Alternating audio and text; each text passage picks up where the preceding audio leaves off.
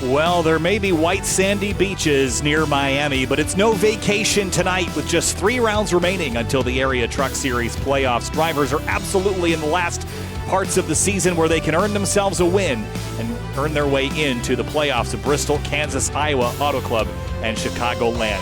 It's getting close to the end of the regular season. Kyle Heyer joined by Connor Horn tonight as we enter the Factor 180 here this evening. With the new partnership with Factor, celebrating that tonight, Connor, but 120 laps are on Homestead Miami Speedway. This race has a tendency to go pretty green, so we'll see what is in store tonight. Yeah, we'll definitely have to see what's in store. One caution, the 120-lap race last season, and in the previous season, this was our championship finale for all 3 series. James Scioli taking 2 of the 3 titles last season. He won here dominating fashion at Homestead Miami to clinch that Truck Series title. He'll have to come from the back. The NASCAR College Series is ongoing right now, so if he's going to join, it's going to be a late join, and he's got work to do as we look at our playoff picture. Matheson and Hall and Travis Beckner leading the Miller Racing charge, and then Brad Slaughter and David Weishart in for David Weishart Racing, the 2 extra winners there. Weishart, last week's winner after drama on the final lap. Weishart snuck through, took the checkered flag. And our 6th winner, Nathan Jump, not enough starts. He won't be a part of the playoffs, so that spot opened up for Ryan Swan, but he's only in by 2 points at this time.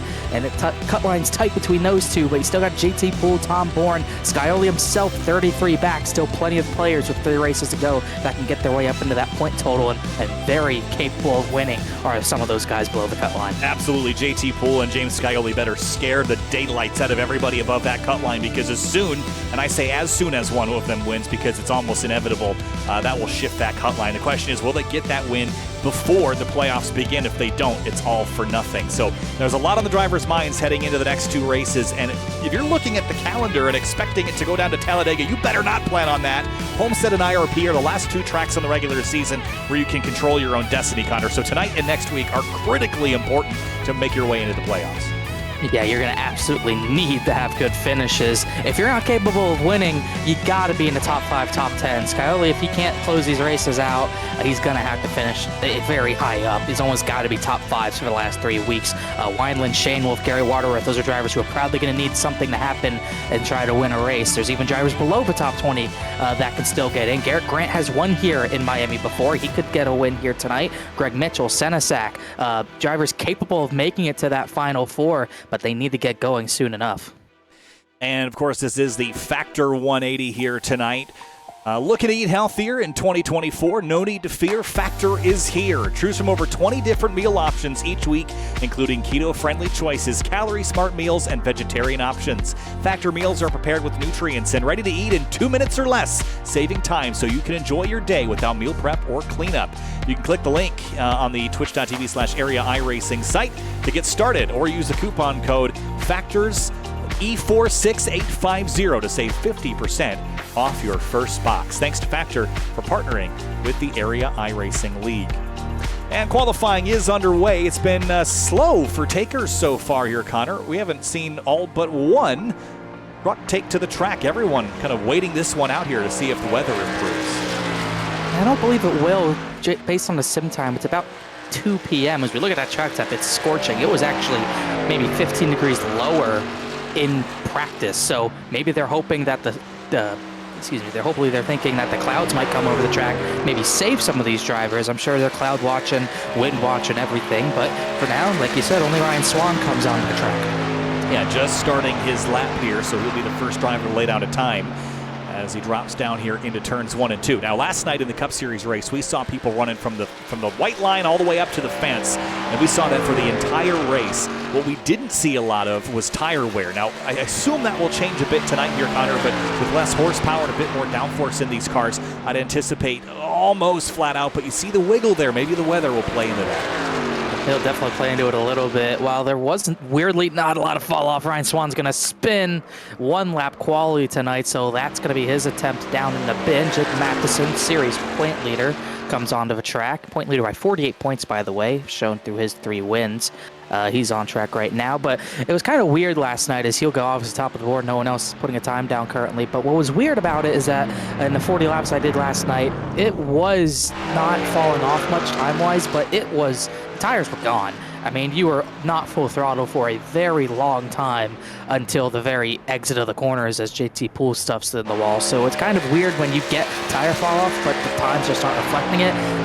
The track got very squirrely. You could not put the throttle down at all, and it was getting tough to really turn into the corner. It got really tight last night. So maybe these drivers will be battling similar conditions. We'll just have to see. But like you said, that lack of horsepower might save these drivers off the corner. Yeah, I think that's something that we noted, right, was you're not losing time necessarily with the tires over the course of the run, but you're losing handling and ability. Just because the tires aren't slowing down doesn't mean they're not worth anything. I think we're just going to see a bit more balance in that regard here tonight as we make our way through. So about 5 minutes and 30 seconds left here. It's going to be busy the last couple minutes here in qualifying. That was tight for Fambro there. We might see more sliding at this rate. I think I've seen every truck on track slide. Fambro comes across the line a little bit on the slower side, 0.2 of a second off of Jake Matheson. Is still trying to get a look at Michael Curhan's sign. We should all do the next Battle of the Barn and race it like the #1 cart did. See who survives. Yeah, I agree. That would be a demolition derby if ever I've heard one. Did you see that clip? I have not. Oh, you've got to find it. Oh, Michael's going to be so upset that you didn't see that. Yep.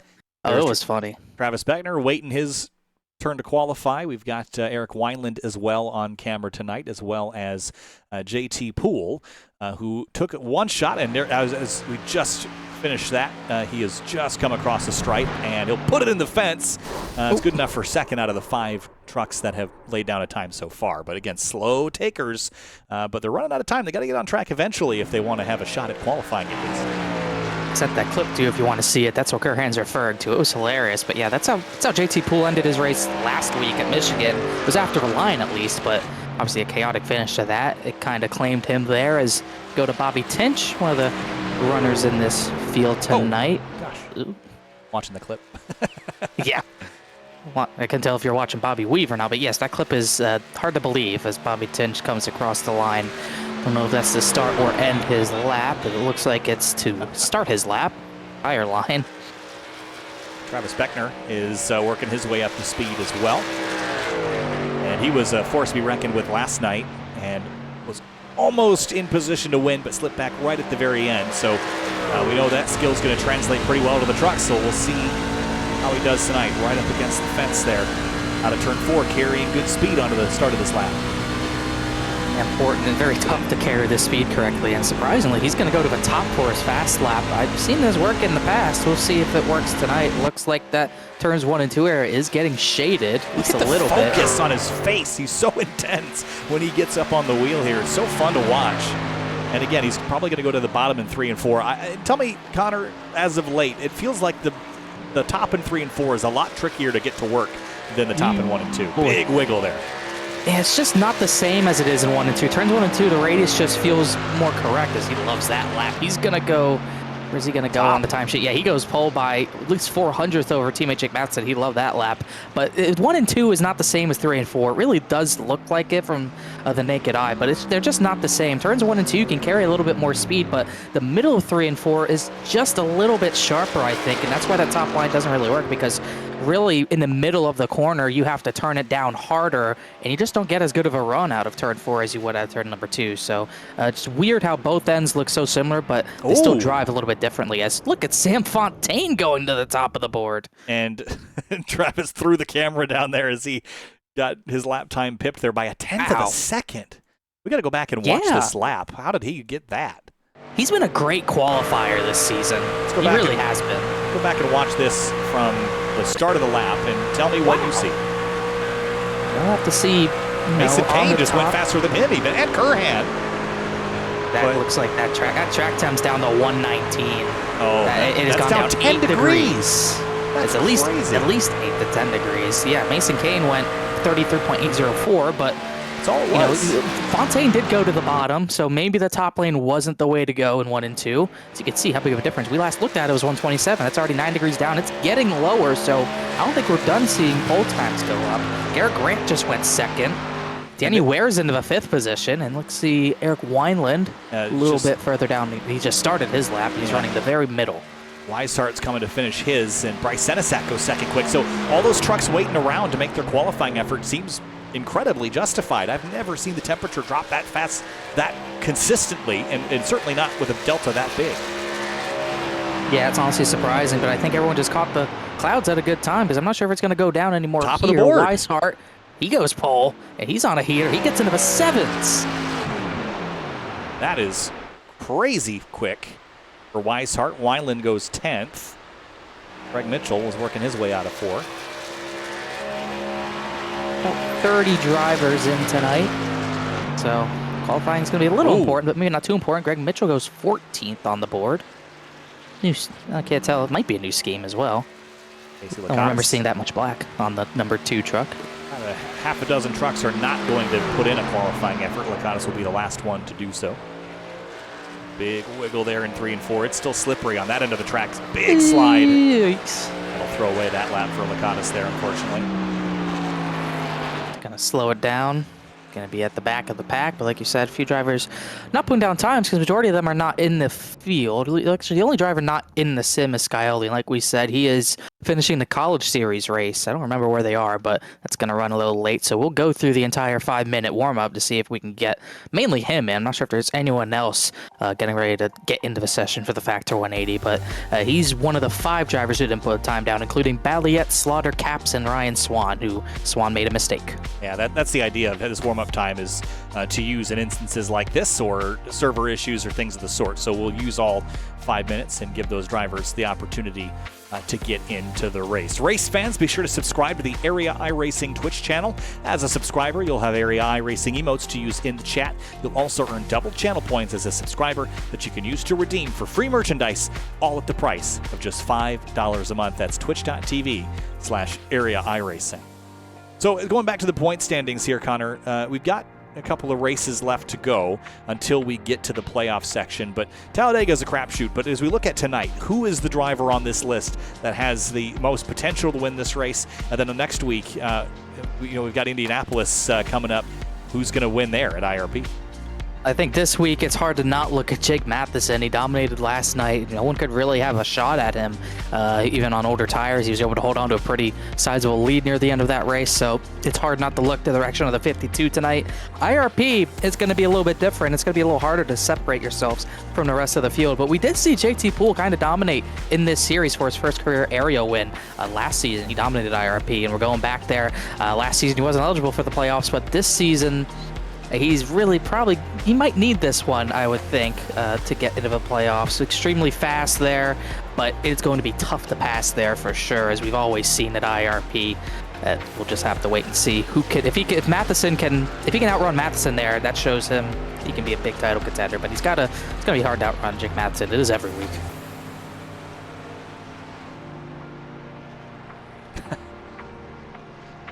Been a while since we've done the Travis Beckner tease. Someone was saying we should get a look at his diecast collection. From what I can tell, it looks like there's some Hot Wheels up there. Need a higher quality camera. Yeah, need to scale it up a little bit. There's not really high quality webcams unless you just get a straight up camera. I wish I could zoom in. That'd be nice, wouldn't it? Yeah. Oh God! Don't stare at me like that. Trying to get a look at the College Series race. Apparently the College Series is at Michigan. They wrecked under the green-white checkered. So James Scioli is going to have a tough time getting in. Here we go. Here's a look at the diecast collection. See some Chase Dale Elliott Jr. up number there. 7. What we got Dale here? Jr. number 70. Porsche. Brandon. Porsche stuff.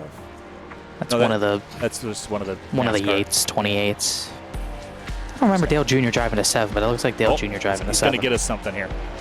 This is a good way to burn 5 minutes, by the way. Yeah. Got nothing else to talk about prior to this race. We've already laid out the point situation for you. Joshua Balliet running laps by his lonesome here. Here we go. What we got? It's a race win. I used to, every time we go to Watkins Glen, we go to the vendor village down there in the town and get some diecast. There you go, Ross Chastain, Melon Man truck. Ross. That's nice looking. I don't have a truck diecast, unfortunately. I do. I have another niche truck. It's Larson's from Bristol when he ran it in the truck series. Didn't run well on it, but Larson diecast. They're all in my closet though. I don't have them for show. Well, actually, I do have one Larson diecast in a case to the left of my monitor. Jake Matheson not paying as close attention as Travis was a moment ago. See if Curhan's got his eyes on this guy. The guys running triples don't typically have screens available to watch. But no. There's the wave from Michael. He's keeping an eye on things. And, of course, Eric Wineland as well, getting set up, always giving us a poke behind the scenes here tonight. See what he can do. Decent qualifying run for him as well, but always seems like Sam Fontaine qualifies extremely well. What have I done? I don't know. What did you do? I did it to myself. I messed up Zoom. I don't know how to get it back. Oh, gosh. There we go. Doesn't look like we have anything else to do for the next 45 seconds. What is he pointing at? Pin? Oh, wait. Oh, you pinned yourself. That's what you probably did. I don't know, but you got to unpin it. It should be pretty much the same thing you did do. I'm not in Zoom tonight, so I can't exactly help you. Oh, I broke it. Oh, gosh. Oh, no. Hold on. Hold that thought.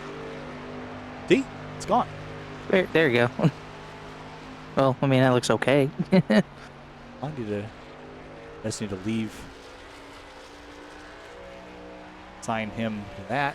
You know, the eNASCAR stream is showing the eNASCAR College iRacing Series points, and James Scioli is 13th in points. And that. It's actually higher in College Series points than he is Truck Series points right now. There we go. That is Michael. I think we're supposed to show something Travis had. I think is what Eric is. Well, you broke it, so now we get to him. I think he's trying to tell you what to go to, but you're not. But who am I supposed to go to? I don't know. Anyway, I don't know. Go to Travis. I was on Travis. Well, yeah. So Scioli, this is going to be tough for him. He's going to start probably laps down if he gets in because the College Series is running long into green, white, checkered. So this is going to be tough for him. Well, it's going to be a tough night, but it's got still some time to get here. Race fans, be sure to subscribe. I already did that one. Race fans, start your engines with a fresh cup of Roasted Gems coffee. Choose from some of the finest coffee beans from Colombia and Peru, or try the blended flavors of French vanilla and hazelnut. Use discount code Area iRacing for 10% off your order at checkout at roastedgems.com. Let's run through the starting lineup here. Kicking things off on pole late in the session, David Weishart went to the top. He'll start alongside Mason Kane in the 31. And then row number 2, a little bit of a surprising row 2. Bryce Senesac in his Tundra. He's going to start 3rd. Garrett Grant, former winner here, he'll start 4th. In row number 3, it's Michael Curhan in the 24. Sam Fontaine starts 6th in the 71. 7th place is Shane Therian, number 38 truck. He'll start alongside the 49 Silverado. That's Danny Ware. 9th place, Travis Beckner in the 28. Was close to getting one done last night. We'll have to try again tonight. Eric Wineland starts 10th in the 21 truck. One thing we didn't note, Jake Matheson went out very early. Did not really work for him. He's going to start down in 11th. A little work to do for Matheson, as well as for his teammate JT Poole in 12th. Jacob Bell starts 13th in the number 77. Greg Mitchell starts 14th in the number 2 truck. Bronson Stafford in the 15th position. They just wrecked on another green, white, checkered in the College Series. Gosh. We're waiting for Scioli, unless they don't have any more. I'll look on that. But either way, Bronson Stafford 15th. Josiana Sogak 16th. 17th place, it's Tom Bourne in the 16 truck, still on the outside looking in for the playoffs. James Shanewolf starts 18th in the 01. Ryan Nowicki, a staple in the area series currently, starting 19th tonight. Very close on time with the 12 of Gary Waterworth, who's still in the hunt for a playoff position. And Colin Fambro starts 21st in the number 18 truck. Bobby Tinch, 22nd in the 66. 23rd position goes to Sean Peach in the number 69 truck. 24th, second to last driver on time, Jason Dalton, the 02. And behind them, it's going to be the 50 truck of Casey Lakatos in 25th. Joshua Balliette starts 26th in the 07. James Scioli would have started 27th. He likely won't be able to start this one on the lead lap if he starts at all. Brett Slaughter Jr. is actually starting in that position either way, and I believe that's Adam Capps to his outside. It would be, and Ryan Swan will bring up the tail of the grid here tonight. Everyone burning up as much time as they can on the grid as well to try to preserve time for the 7, but it will not work. Have another look at the weather. 125 again. It's up into the high 120s. See how much that will change throughout the evening here, but cars climbing up. Oh my goodness. What's going on? Sorry, I'm trying to just look at the college here at the same time. Someone grip rolled in the grass. Oh Jeez. gosh. That was a hellacious crash. Oh, we don't see that tonight. But either way. Pick me a winner. Who wins this thing? Not James Scioli. Oh, that's easy. That's my pick. No, I'm just kidding. I don't know. Weishart's on the pole.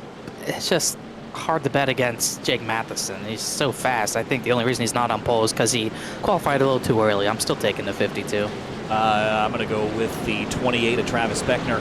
I think his performance last night was really good. I think if he can keep the right rear on the thing at the end, he'll be one to watch. And the aggression paired with a bit of a slower pace tonight and maybe a truck that isn't quite so on edge, I think that might be the recipe for success tonight. Mason Kane also a good pick up there on the front row, but we'll see if he can finish one out. He hasn't been able to quite yet. Time to bring us to the green flag here in the Factor 180 here at Homestead Miami Speedway. Green flag flies and we're racing in southeastern Florida. Kane drag races Weishart into turn 1. Long way around versus the short way. Weishart takes the lead. Sliding. Oh, don't throw my pick out that early. It's lap 1. He saved it, but he's going to lose all that track position.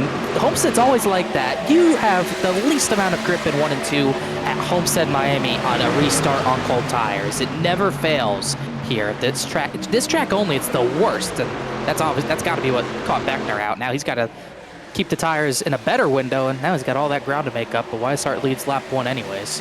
Bryce Senesac in the 09 off to a very handy start here.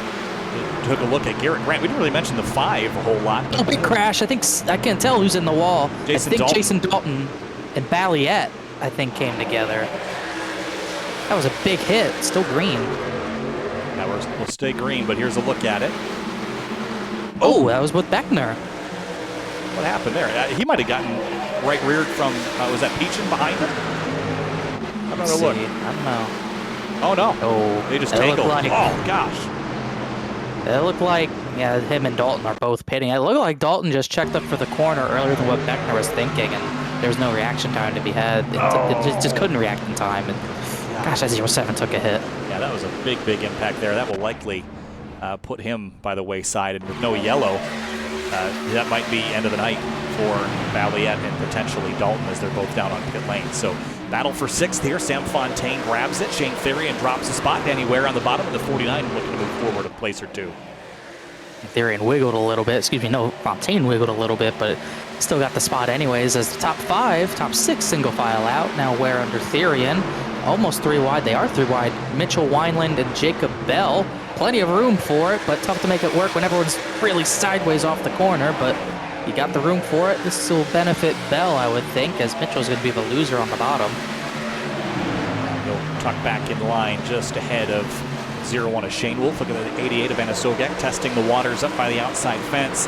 There was a lot of speed there last night in the Cup Series, Connor, but is it going to be quite as effective in the Truck Series side of things? I think 1 and 2 on the short run will still be effective. I'm just not sure if we'll see it last quite as long as we ended up seeing it last night. Maybe a little bit hotter than it was last night in this session, though, so that could reap benefits for that top line. I just don't think you'll see it much in 3 and 4. Like we talked about, 1 and 2 is really where you're going to use that line.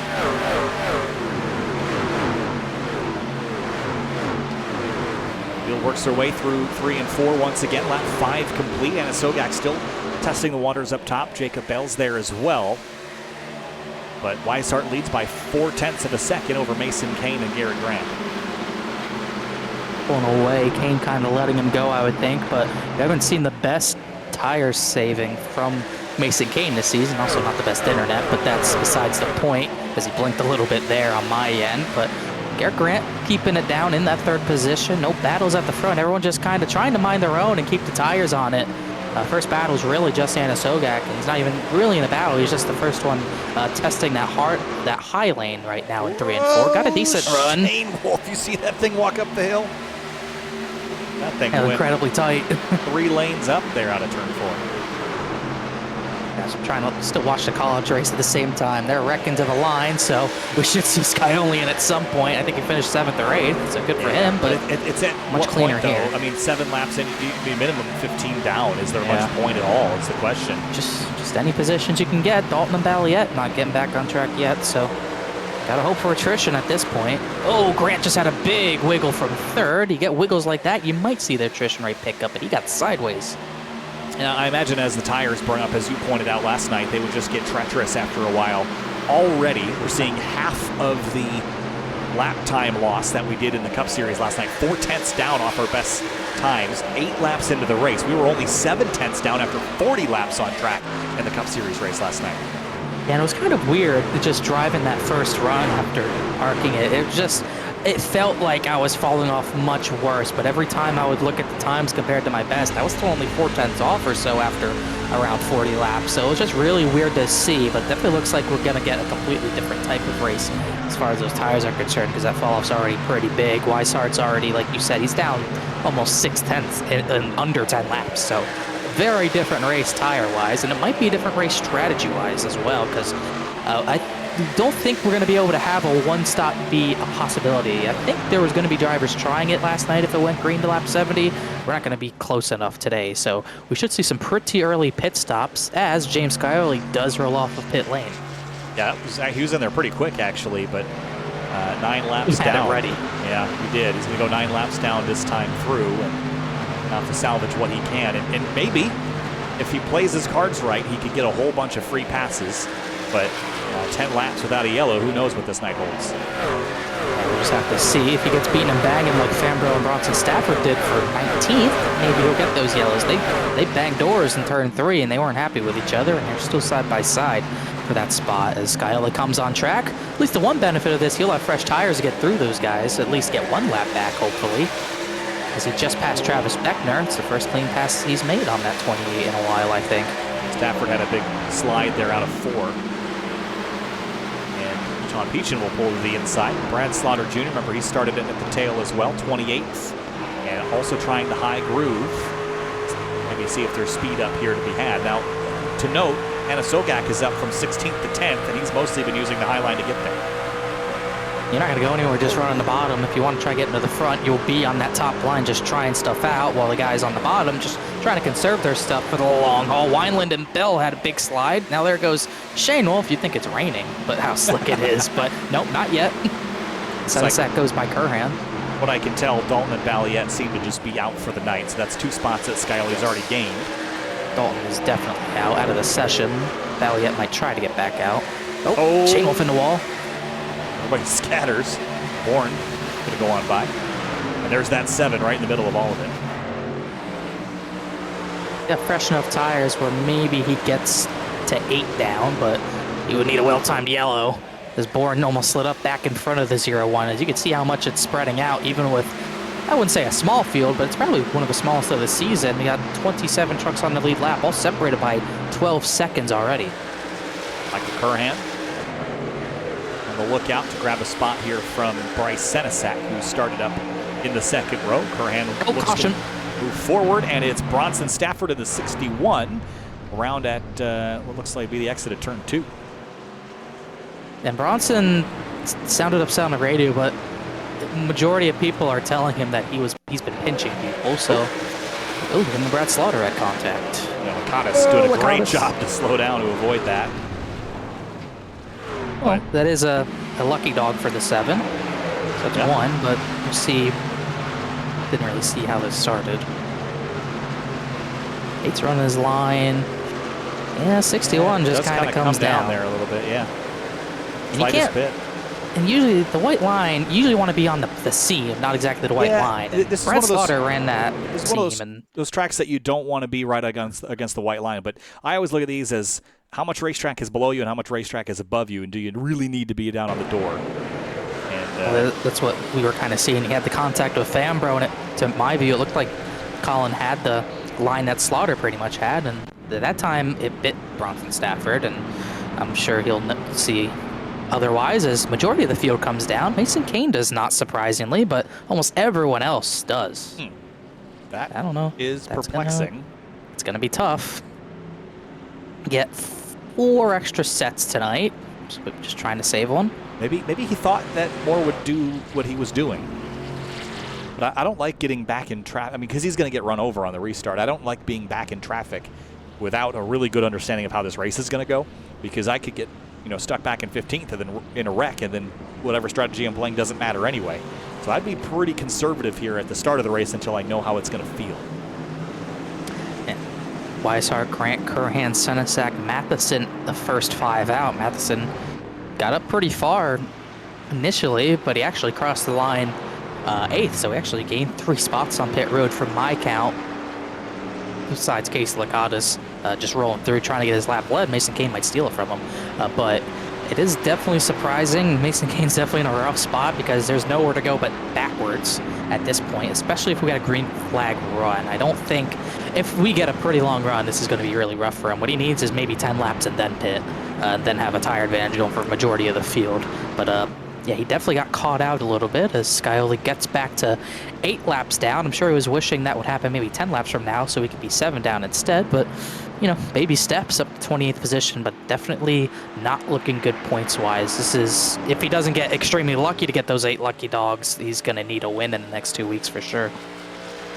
Already looking like it might require that regardless, but Bronson Stafford was not ruled at fault. It was ruled a netcode incident there.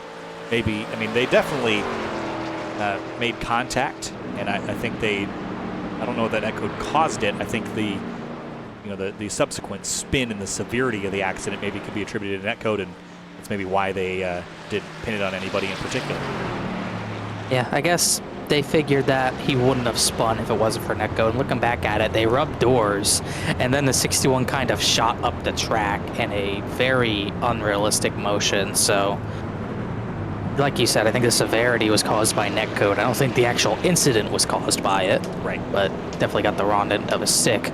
But either way, thankfully, at least with the netcode, there was no damage to either truck. They will live to see another day and on the lead lap. So typically Casey Licata will roll through pit lane and then come back down pit road. See if he's going to do that this time. Yes, he will. So that will leave Kane as the lone driver. Would be out here on 16-lap-old tires. I always forget that you can pit from out of 4 now. I remember the longest time they didn't have that as like an actual track option. You always had to use the access road. But now, thankfully, they have at least normal oval and IndyCar oval. But I always forget that when I see someone doing it. I was like, wait, that's not legal. Yeah, it actually looks weird because I'm so used to seeing drivers on. Actually, the 05 of Caps, when he came to pit lane, right at the top of the yellow, he was on the access road there. Maybe didn't know that he didn't have to do it. Yeah, it basically used to be the commit line. I remember one of the final, at that time, the Peak Antifreeze Series finale when it was at Miami. I remember it was almost a guessing game between Ray Alfala and Michael Luza for the title, and Alfala was the first one to, I believe, pit, and it was the most crazy pit entrance I've ever seen at Miami because he had to use the access road, and he flung that thing through there, and it somehow stuck, and he got, obviously, the undercut to get the track position, and then he just held him off under green to win that race. That was so crazy to watch on Twitch when that happened, because that pit entry was crazy. Time to get back to the restart here. Lap 18 will be the lap we restart on, 18 of 120. Mason Kane is the control truck in that Huckett Films car on the inside. David Weishart was the leader of the entirety of the first run. He will restart on the outside lane. Green flag, and the 31 got going with a wiggle. Yeah, really spun him, but he still got a decent enough jump. With how cold the tires are on 1 and 2, maybe he keeps it out of turn 2? Looks like he will, but I wouldn't know about turn 3 and 4, though. Garrett Grant might get second here from Weishart. Wiggle there, heading down the backstretch. Grant showing some speed here early in the going, both in qualifying and the first 15-20 laps of this race. You know, Mason Kane's already lasted longer up front than what I thought he would, but not going to last much longer. Weishart got the run to the outside. Mason Kane just does not have the grip to do that. At the line, Mason Kane did lead that last lap, but Weishart will likely lead the next. Yeah, and maybe some after that as well, as Dick Matheson's going to try to find a way around him now. And we're going to be 3 abreast down the backstretch, I think, here. And yes, we will be 3 wide. This is going to be tough for Mason to handle. Curhan goes top to bottom just to avoid the 31 and avoid being stuck behind him. Now Grant, Matheson split them. They'll still be side by side for second as they're all trying to get around the 31. Now Sam Fontaine's going to be trapped. Yeah, but again, saving that critical set of tires. Should we get a handful of yellows equally spaced out tonight, that could be critical. The 88 of Minnesogak on the high side, he doesn't have anywhere to go. He's going to have to lift, and look at all the, well, he's going to save that run because of the outside lane, but he did not go forward as quickly as he went into the corner going. Yeah, definitely not. as 71's still going to have to try to find a way around. It looks like Tom Bourne's going to come to pit road. We're going to do 4. Oops, slip and slide for the 16. He's out of control, and he will miss it. All the while, we are 4 wide, or we were 4 for this position. We've gone down to 3 now with the 31 up top. And Tom Bourne was pitting for whatever reason. Didn't see if he had a penalty or not, but Greg Mitchell did not get the memo, got into him, but he did save it. He's lost a lot of track position. He'll have to pit next time by. That's going to hurt Scioli's progress. Therian's going to go 3 wide to the middle. Fontaine's going to pinch him down hard. That was tight, going off into 3 there, and good on the 38 for recognizing that hole was going to close. Slide for Danny Ware out of turn 4, 3 wide. Yeah, he was trying to avoid Kane. Now him and Fontaine door each other. Now they're 3 wide, stuck behind the 31. We might see 4 wide in a moment here. Weiland's looking, he wants it, but it's only going to be, I guess, technically 3, because Fontaine and Ware clear. Ooh, Fontaine got the squeeze, though. Oh, big hit in the back. I think that was Ryan Nowicki, and they're crashing down the backstretch. And we are still green. It's Greg Mitchell turned around. He's going to roll onto the track. And we are still green, and we might stay that way. 74 is totaled. Mitchell's got pretty big damage as well. Let's go back. It actually started up the road with, no, it was between these two. Two's going to, the 74 gets loose and then slams the outside wall. And then look at the 7 of Scioli dodging that. Made it out alive, and we stay green. Yeah, I'm sure Mitchell will not be happy that did not produce any sort of yellow. Either way, we do stay green. Nowicki destroyed. Tom Bourne, after coming down pit road for whatever reason, he comes out, got more. It looked like someone maybe hit the wall out of 4, but they kept it straight. That might have been Mason Kane. He is struggling, and exactly how I thought would happen, he's gone very backwards. And Scioli is now not the first truck 1 lap down. It's the 3rd one, although Nowicki's in pit lane, so that should shift to just be Tom Bourne that Scioli will have to hunt down, because we're not going to get, well, in theory, we wouldn't get as many as 8 yellows, where Scioli happens to be the free pass truck, but he's going to have to hope, because that's the only way he's going to get back to the lead lap easily. And meanwhile, David Weishart's still looking very dominant. No one's been close to him all race. Matheson got the 2nd, but 33 still out to an 8/10 of a second lead as they go all over the track battling for position. Jacob Bell is basically on the wall trying to get to the outside of Bryce Senesac. Seems like it was about 3rd or 4th, but he's fallen back to 7th in this string of green flag run. Just trying to hold off the 26 and the 77. 26 of JT Poole up into 7th after starting this race in 12th. Mason Kane's down to 20th place after pulling that tire strategy, all in the hopes of saving a set of tires for later in this race. Anna Sogak and Matheson battling for 2nd, about a 2nd behind David Weishart. And Mason Kane's times are about 7/10 of a second off race leader David Weishart. So it is going to be a struggle until they even out and maybe get the green flag stops, because I don't think he's going to save a set doing this, unfortunately. But everyone else will take that. It's an extra position for pretty much everyone who was behind him, as it seems like everyone's to the bottom. and Sogak's still on that top. Like we said, he got to that 2nd position. We'll see what he can do. Maybe he can chase down the 33. It's Michael Curran to the inside of Garrett Grant. The 5's had a pretty good run so far tonight, and JT Poole up another spot since we last checked in and gaining some more. It's very packed up 5th on back. Go Curran to 5th, and then Travis Beckner, who's recovered to 12th after his lap 1 slide. It's pretty packed up from 5th to 12th right now. Ooh, look at this. Yeah. Sam Fontaine ripping the outside lane here on the 77 of Bell. And Travis Beckner, you just pointed out, after starting in 9th, dropped back early with an early slide, and here he is knocking on the door of another top 10. Ryan Nowicki is back on track, so that will once again hamper Scioli's lucky dog efforts. Just put him in 28th for the time being, as that's 88 is starting to chase down to 33. We'll see if that progress slows or not, as JT Poole's progress is still very rampant. He's going under the 5 of Garrett Grant. Has some overlap here. Senesac's kind of following him through, looks like at the moment. And look at the 28 in the background. Big run, top to bottom, underneath Jacob Bell on corner exit. He's coming forward with a head of steam. The outside of Theron into turn 1, took that position, and then made that bottom move, which was pretty slick. kind of what you have to do here. Can't get caught behind others, or else you just lose that progress. He should clear of a 77, just barely out of hole. Bell will cross him over, not going to give up this top 10 spot too easily.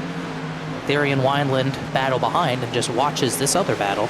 Watch the 28 find speed up here, though. He has just been so comfortable right up against the outside wall. He's in it a little bit, but it doesn't seem to worry him. And I think also with the new damage model, you can be more aggressive with those wall impacts than you used to be. The 49's going to come down the racetrack and pinch the 28 down. That was very tight, and Beckner had to bail out.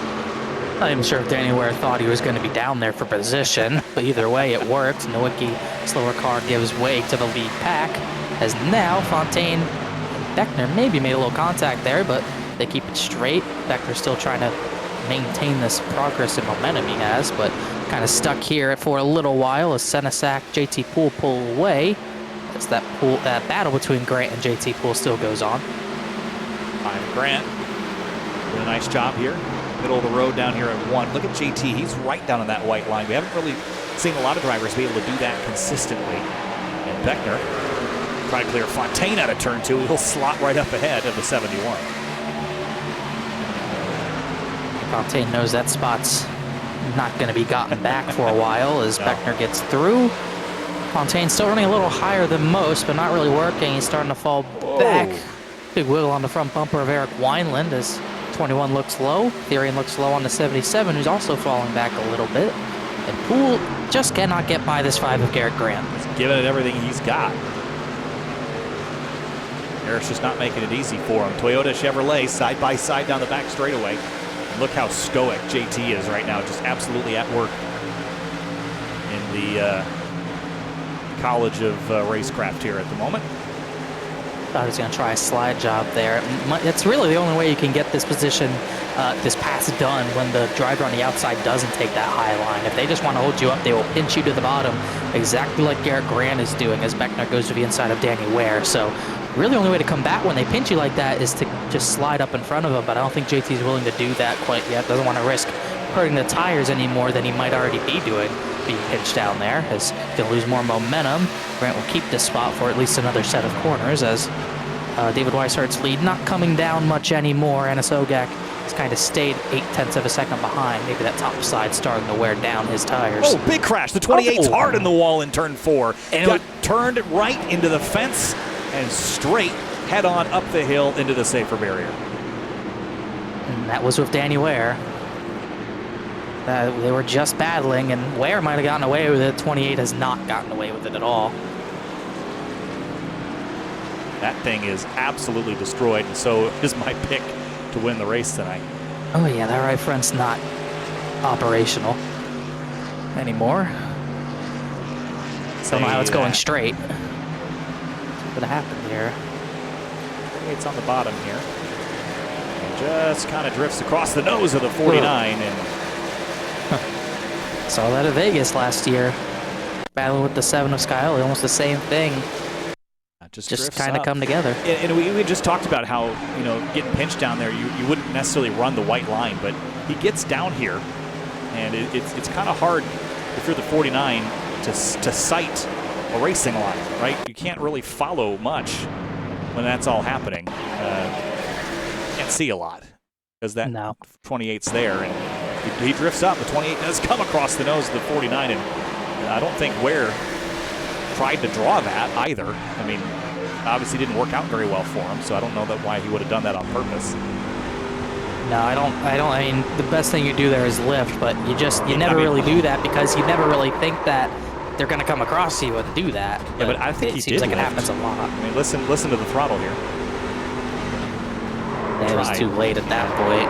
It's just a bang bang thing. You can't really do that in time because you just don't think it's going to happen, but by the time it actually does happen, it's too late. You see Beckner dives at the bottom and then just maybe gets on the throttle too much. It doesn't stick, and that contact, it just completely, you know, it's done once there's contact almost all the time. Yeah, and then just watch also ahead here. See that green and white truck? Watch the trajectory of that truck versus Beckner. See Beckner washing just a little bit there, and pow. Boom.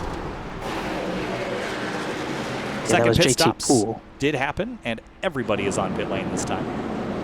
The EOL does go to a 28, not that it matters. Yeah, that's salt in the wound at that point. Insult the literal injury if that was a real crash. Yeah. As everyone pit, Mason Kane pit, he has an extra set. Good news, that's a good news for him. Bad news for him, he's down in 20th now, so we'll see how that works out for him later in the race. Tom Bourne, lucky dog. It looks like Skyler's just going to take a wave around and hope for a yellow to get him that lap back. So he's down 7 now. Well, it's progress. Made up. And he will pass the 20 to Beckner, most definitely. Yeah, he's made up 2 laps and about 30 laps of running. So another 60 laps. Breaking news, Case Licata's got his lap led. It's an official Sim TV race. It sure is. He's done that for years. Oh, it's his thing. That is pretty much his thing. I don't know anyone else who's done that. I mean, I've seen it happen before, but not consistently in almost every single race. What would this be, like 6 years? Yeah. Is it getting humid out here? Yes. Humidity's up 60%. Track temp is coming down, though. This track's completely shaded right now, actually, so that track temp is going to come down big time for this restart at a good time as Balliet and the 7 of Skyoli take the wave. Didn't notice the 07 was back on track. He's 12 down. Jason Dalton and most likely Travis Beckner are only retirements of the race as we get the 1 to green with Weishart and now Jake Matheson in second. Weishart takes the top, which is a first for tonight, I believe. Yeah, I don't know. This track's wide enough that I kind of like the bottom just because the shorter distance is usually going to prevail in 1 and 2.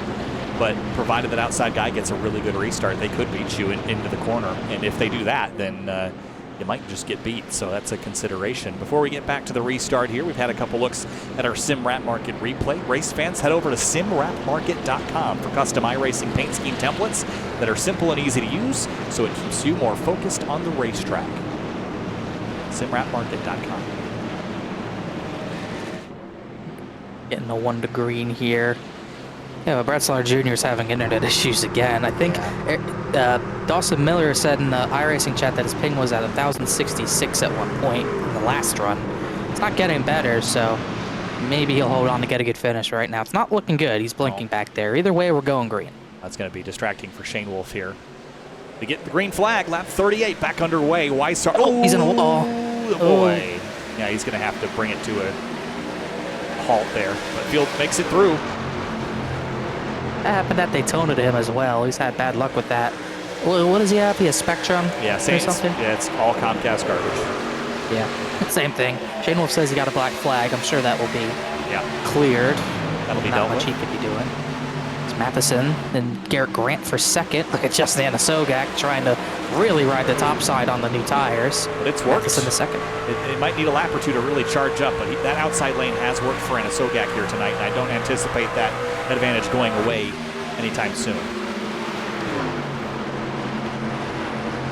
Right up to the top again in 1 and 2. This is the corner I find it to be more effective. He's going to build this run. Whoa! I slid up at the exit of the corner. I was watching just behind the ticker there. Off into 3. Move your head around the ticker. Watch that battle. As Anasogak's going to take that third back. We'll see if he takes second away from Matheson, but I think Jake wants to chase down that 33. Hasn't really had the opportunity to yet, as the 8 finally does pull off track. He might be our 3rd retirement of the night. Another spot for the 7 also. As the single files back out. And Matheson being this close to the front should be a worrying trend for all those that are trying to beat him in the playoffs here. JT Poole up towards the top 5. Gonna pop to the outside at the exit of 4, but you don't build the run in the same way. The run really comes from the center of the corner on the high side, so if you go up high on exit, it won't do you a lot of good. Here he goes to the bottom in 1 and 2. He has been right against that lower white line. Look at how low he is. A lot of it's because Garrett Grant won't give him the lane up. He's been working him over for the last 20 laps on 2 separate runs now, and that 5's not letting him go without a fight. This is the best overlap Poole's had, and he'll have it just diving into a corner this time. So finally clear for 4th. You use the space that you're given, right? Yeah, because if you use any more, it ends up like our last yellow. Yeah, indeed. Third of the way through this race, lap 40, well, just past it now, 42 laps of 120. And look at Weishart, or Matheson rather, going up to defend. He's going to defend or just getting aggressive to try to get that lead. He makes a big ground, which he is down the back straightaway. Might try to force David Weishart into running a little higher, but it's almost a mix of offense and defense because he wants to chase the 33 down, but also he probably doesn't want to give up the second position to Anna Sogak this run. Down the front straightaway, laps clicking away. Oh, Anna Sogak's been on a little bit of a heater lately. He's had some issues back there. Is that Bobby Tinch? He's got damage to the right front. Adam Capps and Tom Bourne. But you see the 66 go for a slide, and yep, you're right. Oh! Got tagged there. That was a big hit. We've had a lot of big hits tonight without cautions. That's just another one. That 66 is going to be really hurt. Yeah, they all managed to keep it straight, and then there was the one on the back straightaway between Nowicki and who else was that down there in the back stretch? That might have been, was it Tom Bourne? Could not tell. It was this, yeah, the one that was earlier in the race. Out of 2. You know, typically a lot of the crashes here seem to happen in 3 and 4, which again, I think that, as you pointed out earlier, this track on a map looks like it is the same from 1 and 2 and 3 and 4, but it is not symmetrical, and it doesn't drive that way, it doesn't feel that way, and it certainly doesn't crash that way either. No, I think it's just more slick out of 4 as well. Maybe a little bit of a flatter exit, but like I said, it just they don't race the same at all. Both ends of the tracks, kind of like Bristol. I think they look less similar on a track map, but they look identical enough to the point where people might think that they are the same, but they're definitely not. 1 and 2 is almost the same as Homestead 1 and 2. It's a bit more symmetrical. You can use that bottom line, but 3 and 4, it's almost a sharper exit out of turn 4 at Bristol, and it makes it really tough to wrap the bottom. You know, the funny thing is at Bristol, it actually makes it easier to drive when you recognize those differences as a driver, because you can get lost really fast. So, you know, if you can drive the 2 ends of the track different, you can kind of keep a mental note of which end of the track you're on, especially when you get down to green flag pit stops and need to remember in the moment. And that was something that drivers put in their memory bank, because the 88's still trying to maximize that top line. It's not working to get around Matheson this time. I think the 52's pushing a little bit harder, pushing to get that 33, but these 3 are far away, the best 3 right now. About 0.6 of a second from Anna Sogak to JT Poole. I wonder how many more gallons of fuel he's going to burn from the extra distance he's running tonight. He's running the factor 200 instead of the factor 180. Yeah. Yeah, the math's there. Sure. Usually, I think track distances are typically measured on the center line. It changes between series. Some measure the racing line, some measure the center line, but very rarely do they measure the outside lane. And it makes a difference after 120 laps. Here we go. This is really going to be the first move of the lead. Weishart bottom. Matheson's going to try to roll that top side. 88 actually went to the bottom, but that 52 is going to get the run. We'll see how hard the 33 wants to actually defend this. That's a big run. Matheson could probably just fire it into a corner and slide up in front of him if he wants to. Not going to be willing to do so. Weishart's going to try to get that run off the top, but I think Matheson's likely going to have this. That he will. So he'll slot ahead of David Weishart. Weishart is just going to give him a push down the straightaway. He's thinking long term in this race. I don't think there's a point in battling at this particular moment, so maybe save some tire and plot on the tail end of the run and see what that holds in store for you. The 52 had to work pretty hard to get that lead away, or to track down the 33 in the first place. Maybe that'll burn up his stuff in the longer run. Just have to wait and see, as Weishart for the first time really today not in control of this race. 88 continues third, and then JT Poole still lingering in fourth, catching up to the 88 a little bit, but still kind of in his own world, as this field is relatively all single filed out. Closest thing to a battle will be Sean Peachin and James Shanewolf. That's for 15th position. It's all happening behind Shane Theron, who's trying to hunt down Jacob Bell for the 9th position. He can scrape the wall bit on entry to 3. He was right up against the outside and had a bit of a brush with it. There's Peachin side by side with Shanewolf back here for 15th. Still tracking lead lap Lucky Dogs for the 7th sake. No one's a lap down in front of him on track. Bobby Tinch pulled off, so 7 laps down, he will be in a Lucky Dog spot for the time being, but not looking very chaotic right now. As Matheson not getting away. Yeah, Weishart's trying the upper groove now. But Matheson gained a bit that time in 3 and 4, but now watch the 33 eat up some of this time. So just as we did last night, we're rediscovering the strength of the outside lane, but it doesn't come in instantly. And the 88 in particular has been up there since the drop of the green flag and has been kind of paving the path for other drivers to get some rubber laid up there. Yeah, Weishart just trying stuff really for the race end or the next run on fresh tires, I would think. Just kind of mapping out what his plan of attack is going to be. If you can't get the lead away on pit road, and maybe even trying to defend and trying to see what works for defense and what doesn't, seeing what the 52 does in response to him, as now we're seeing JT Poole start to get a little bit of a groove in here. He's caught the top 2. He was a second behind. Now it's just 0.6 of a second, and he's looking to the inside of Justin Sogak. Yeah, I wonder what this does this turn us into a one-stop race now, that recent yellow?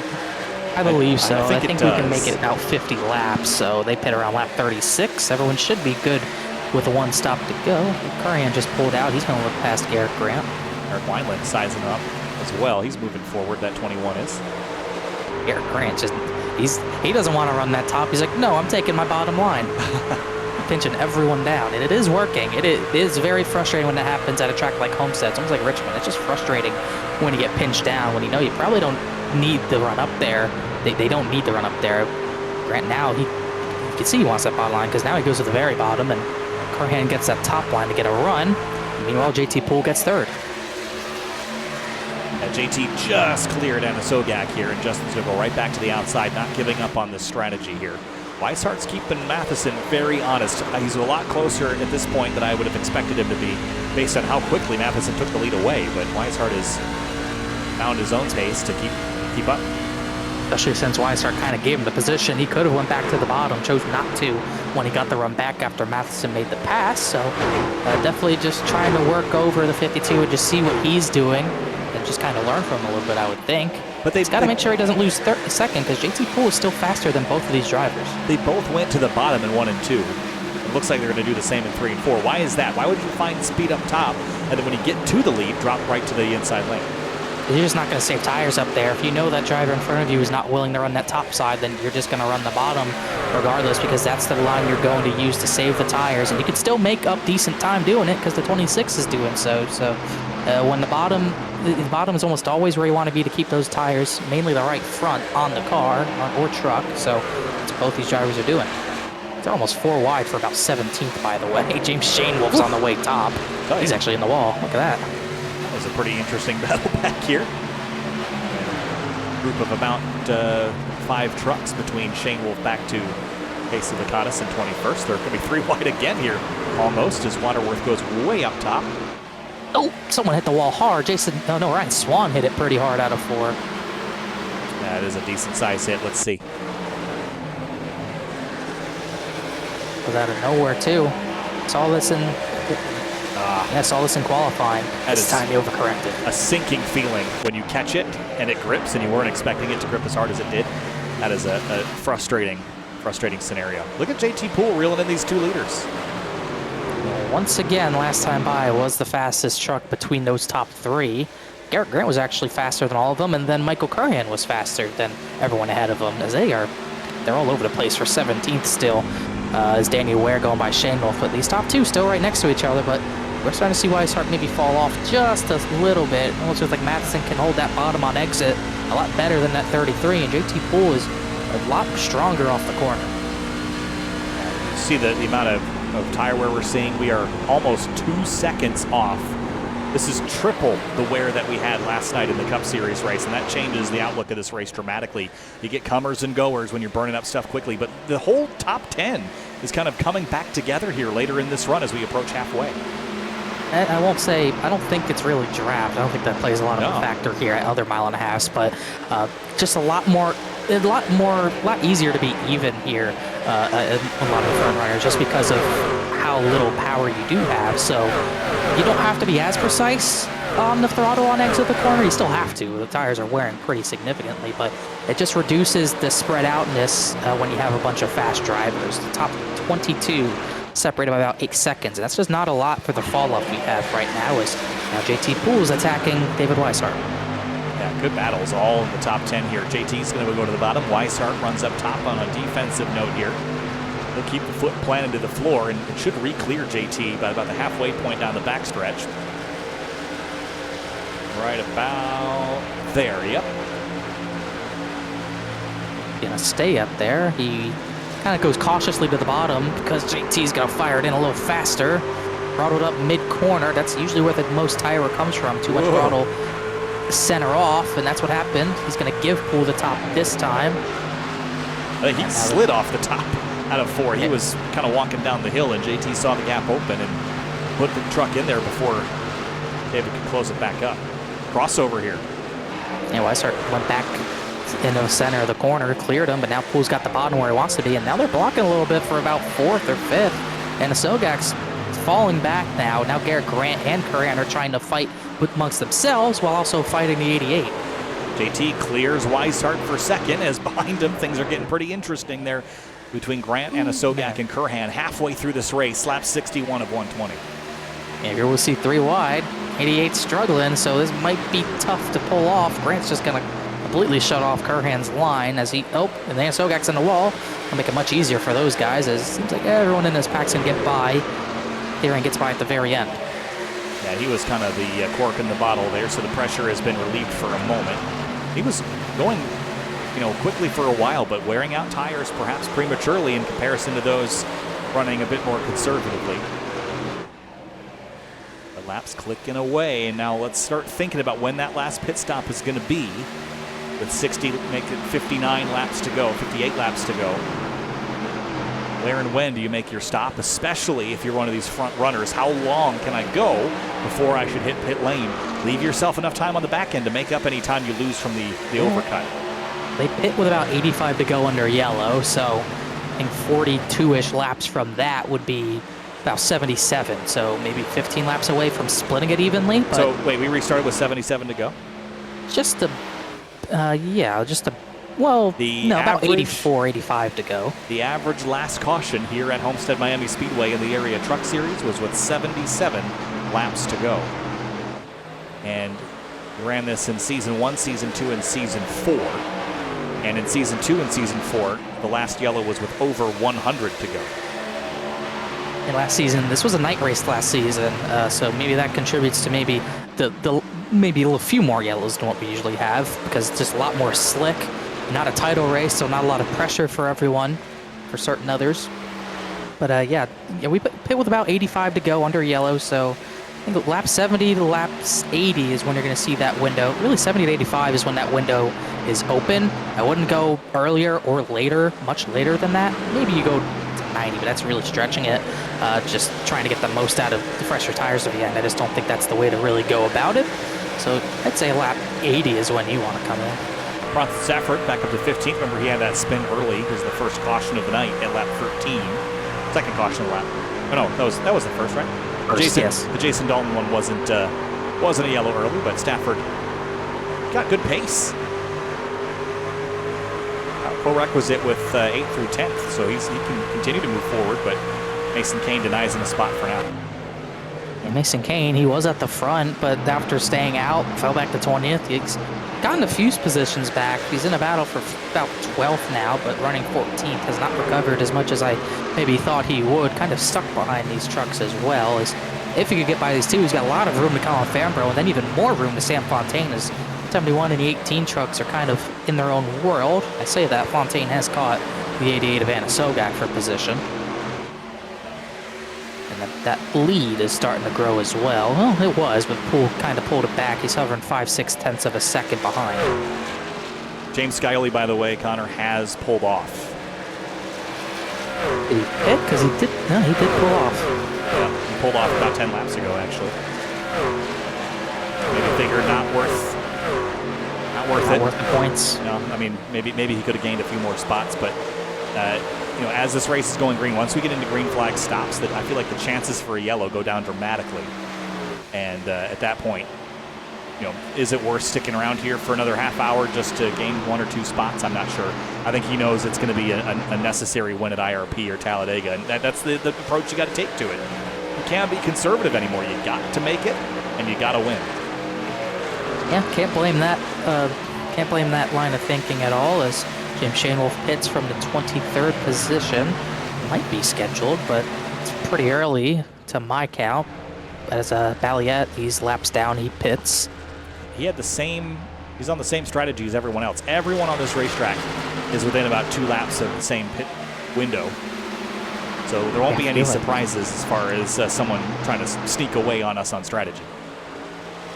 I feel like if that's a true pit stop, that is definitely a stretch, I would say. But he did take 4 tires. He's coming out now, so I guess you could say he's one of the first to come in. His teammate Adam Capps also does come in, so an elite performance strategy move here. Maybe you have the ability to save some fuel with over 50 to go, and you can lighten up the fuel load. But let's see what is in store for the rest of the front runners here. I think Jake and JT are probably going to try to stay out as long as they can, but if I'm Bryce Senesac on back, I might try an undercut or something. I think the other thing to consider, even when green flag pit stops kind of stretch the field out and you tend to get less cautions, there also is the opportunity for people to make mistakes getting onto or off of pit lane, especially with that turn down off the banking in turn 4. We've seen that create issues at all sorts of racetracks, so we're not home free. We still got a long way to go. Yeah, usually when you mix fresh tires with two second off tires, that usually doesn't go well. But because of maybe a tiny bit smaller field at this point after the attrition we've seen, plus just the amount of room you have at this track, might not cause issues. It usually hasn't in years past that I've watched races here. So definitely, I think it's worth trying the risk the shortcut. Because if you catch a yellow at the right time, everyone else might just take another set and you might be in a great spot and piggyback even on tires at that. So it's something we could end up seeing as well. I think a candidate for a short pit is the 88 of Anna Sogak, because he has really started to struggle. He's back to 10th, and he's about 0.4 of a second off leader Jake Matheson in times. But doesn't that exacerbate the problem, though? I mean, you've been in this position a couple of times where you burn up tires and you're falling through the field, but doesn't pitting before everyone just make that problem way worse the second half of the race? I'm sure it really does, but there's almost not much else you can do. You go long in the race, you're just going to lose more time. So the only thing you can really hope for, instead of staying out long and losing more time on the long run and trying to maximize a short run window that you probably won't gain spots out of, it might just be better to short pit, make up the short run time before anyone else, and just hope to get that well-timed yellow. Because when you fall back that quickly from a top spot, it's almost not even worth it to go long and hope for a yellow. Eric Wineland had a big moment in 1 and 2. Here comes Curhan and Senesac, battle for 5th just behind Garrett Grant, who has just had a phenomenal run today. He's been on defense more than offense, but it is, sometimes they say the best offense is a good defense. Or maybe it's the other way around. Who knows?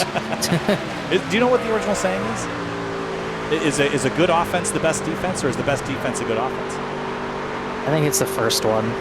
I'm I don't pretty remember sure what I it's the said first one. The other one doesn't really... Well, the best defense is a good offense. Yeah, I'm pretty positive that's what it is.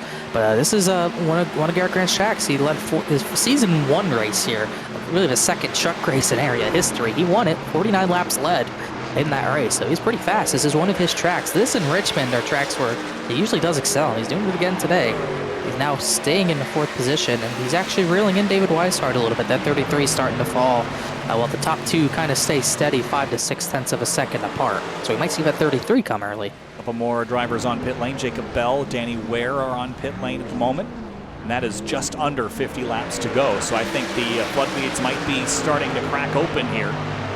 Just doesn't seem like a lot of droplets are yet down through the levee here. Well, with the drivers, some drivers a little further back pitting, it's almost like mist right now. We see some top 5 drivers come in. We're going to be seeing pouring rain and maybe a stoppage in the race. Wow. In that sense. The water analogies went so far there. Further than I ever thought they'd go, but hey, it works.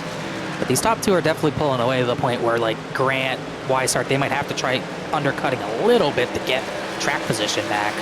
JT Poole's really the other one in a position time-wise right now where he could undercut by maybe a lap and get that spot. Everyone else might have to do it by 2 or more, as these 2 trade paint a little bit of a shove into turn 1 from Eric Wineland, trying the Kevin Harvick move that he pulled on Jimmy Johnson at Auto Club. Whoa, big wiggle there at the exit of 2. Had the track position down underneath the 71, but couldn't quite keep the grip under the truck to complete that pass, and he'll have to try it again. He's been working the 71 for a few laps. Fontaine's got the spot from Wineland for now. Still no battles. 07 kind of staying single file. Fontaine's moved up to 8th. And Lakatos is about in the 10th position at this point after some other pit stops. Good run for him through the field. Sanasoga Shane Wolf and Stafford on pit lane is, you were right, one of the first to break and make their final stop. Yeah, and we'll see if this works out for him. Like I said, I think it's really his only play to gain positioning back to get a well-timed yellow. Lakatos stays 10th, Vanbro up to 11th through the pit sequence. We'll see if we see any more. Oh, here comes Garrett Grant from 4th. Oh, gosh. Gotta make it first. Gets it down to pit lane speed. Comes Vanbro from 11th. And that will be all this lap, but if a 4th place driver comes down, you almost think that might force someone's hand. Meanwhile, Jake Matheson went to the top line and started pulling JT Poole using it. Yeah, about 2/10 quicker last time by. We're just over 40 laps to go, and with the 35-second laps, these aren't incredibly fast laps as far as lap time is concerned, but you get down to 40 to go, and I consider 30 to go to be crunch time pretty much anywhere except for a road course. And so when you're 10 laps within crunch time, that pit lane better be calling your name. Like with normal tracks, we got Camping World like 20 to go. The road course is like a Camping World 10 to 2 go. to go, which is really like, well, it's 5 to go, I think. But really, reality, depending on how they race at the end, it really means like 30 minutes to go. Do you really think they're going to remove the bus stop curbs at Watkins Glen like they said today? I don't know if they mean, I don't know what they mean by that. I understand that the turn 1 changes make sense, and I'd be in support of that, but I don't get... Is it really going to affect the car that much? Well, I just don't get so it's dumb for NASCAR, but maybe for IMSA, but they said that they're going to remove the curbs in the bus stop at the Glen, and I can't for the life of me figure out why they would do that. Yeah, they're not a hazard, and they keep the grass from getting torn up, and they keep the cars away from the fence. I don't know what NASCAR is trying to accomplish there. Maybe if IMSA was yelling about it, I could understand that, but they haven't had much of a problem down there. Well, no, because no one goes out there, really, it's just, besides NASCAR. I just don't get motivation, but maybe Bob misspoke, and it's nothing Berger, but who knows? We'll see. We'll probably get clarity in the next few days as more front runners come down. Curhan from 4th, Senesac right behind him. Yeah, he woed it down with the slide there in the 09. So 40 laps to go next time by. And Matheson has just lit the afterburners up front here. Oh, yeah, he did. Yeah, he's saving everything for a final charge before his pit stop. As JT struggling back there. He was running consistent 35.6s, and then he got back into the 5s. Now he's back into the 4s, and even ran a 35.2 2 laps ago. So he saved. When you can save that much. JT, whoa, right ahead of David Weishart. When you can save that much, that was really close. When you save that much and you still have so much speed, it's just such a hard combo to beat, and that's why Jake Matheson is pretty dominant this season. Curhan leaving the pit lane area here, and Shane Therrien's on pit road. So is 31 of Mason Kane. Wyland just hit the wall on 1 and 2. See if this forces Matheson's hand. No, he's going to stay on another lap. Yeah, I don't think he really needs to yet with that pace. He's well ahead of everyone else who's on his strategy right now, who hasn't pit. He's gapped Weishart by over 2.5 seconds, 2.7. But you see all that craziness on front straightaway, you almost think, yeah, they might wreck. Let's not pit yet. I was trying to find who that was. I thought I saw the 0-1 of Shane Wolf in there. I see Fontaine in there. Oh, Fontaine is behind it. Wineland struggling behind it all. He's in 4th now, but 7 seconds off. Gosh, I'm just trying to find the trucks that everyone's all mixed up right now because of the rejoining the racetrack there. Here comes Weishart. He'll pit lap 82. And kind of leaves Matheson as far as that. Oh, that's going to be close to speed. But as far as that front pack with the top 7 trucks, Matheson's kind of the last one standing. And he'll have definitely the fresher tires and probably the fastest truck to the end. Yeah, and 35 laps here with 35-second lap times. Should still have plenty of time to make passes on those that pass him due to the undercut if they were able to make up the ground, which I do think that they will. I think that JT will come out ahead of Jake in this. As you see JT go right there. But Jake is going to have a much better tire for the end of this race. You just don't want to get a yellow time badly. Like if he catches up to some of the drivers who will pass him and then a yellow comes out before he can pass him, now it's kind of tough because then those drivers will probably come in for the fresher tires, and it kind of forces your hand to make a different strategy call than them, because you could pit and get on even tires with them, lose your track position, or you could stay out, keep that track position in the lead, but now have older tires than everyone behind you. So if a badly timed yellow comes out, it puts them in a box, and unfortunately tire strategy has not worked out well for the 52 in recent weeks. Eric Wineland nabs a lap lead. So he's going to take this all the way. It's going to be stuck up here. As will Casey Lakatos. No, so he's also on now the 50th lap of this run this time through. So let's keep an eye on this as well for those that pit. What was it, 15 or so laps ago? Adam Capps and yes, Elliott. Big slide there for the 21 still. Definitely some big slides. Looks like they're really trying to look at who's gotten ahead of the 52. Garrett Grant's got a decent gap. He was one of the early drivers to come in. Then it's JT Poole, then the 88, then the 24. Shane Wolf, Fambro, I believe, maybe. So there's a number of trucks in front of the 52. David Weishart, not one of those. But should not take too long for Matheson to get through there, as still waiting on Wineland, Lakatos, Greg Mitchell, a few others, Waterworth, and Peachin. Really the top 5 still yet to pit. Yeah, get a good look there at the laps and stint. This might actually be more informative than the time delta between trucks, so we'll keep this up for a few laps as things cycle back out. But there's 5 trucks left that have not yet made their final stop. And then that would cycle, as you mentioned, Garrett Grant to the front. JT is closing only about a 1/10 of a second a lap, but that might change here as the top 2 laps wear on. Oh, Wineland almost hit the barrels. That was a really tight entrance. Lakatos follows him in. Peachin from 5th. That carries the lead to Mitchell and Waterworth. 52 laps completed there. So that was just about what Adam Capps is going to end up with. So he should be all right. And that will promote Garrett Grant to the top spot once Greg Mitchell and Waterworth pit, which I'd expect them this time. This will be 53 laps on this tank. And here comes Mitchell, and I think Waterworth will follow. Yep. Honestly, no, he's going to stay out. He will stay out another lap. Open for a yellow. I suppose so. Trying to make sure, Garrett Grant to take 4 tires. He just has a bigger gap to everyone else. He's really, no one behind him is really faster than him as well. He just got a really big gap out of this. Just kind of surprising that he's not losing more, because he did pit a little bit earlier than the guys behind. Anywhere, and Sogak. Justin moving forward on Danny, who pitted a couple laps prior. To Gary Waterworth. Is he out of fuel? He stretched that thing big time. I think he is sputtering. So 54 laps and a sputter is what you get out of that. So Garrett Grant cycles to the lead with just over 30 laps to go, and a 3.4 second advantage over JT Poole. Caution now would be great for Garrett. I wonder if that's happened. I wonder if that happened to Scioli, because he did quit at 54 laps, so maybe ran out at a bad spot and then parked it.